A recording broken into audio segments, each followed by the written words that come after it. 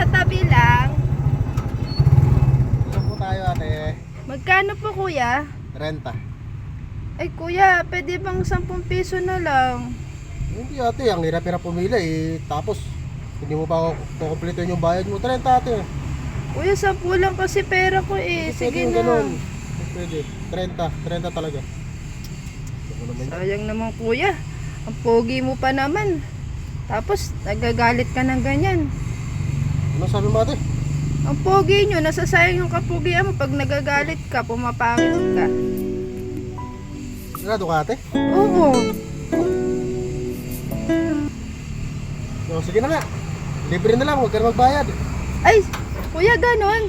Oo. Salamat ha. Pogi mo talaga. Sige na ate, baba ka na. Mabala mo pa ng iba. Yun na, pogi. Bababa na ako. Salamat ulit. Sige ate, bye-bye.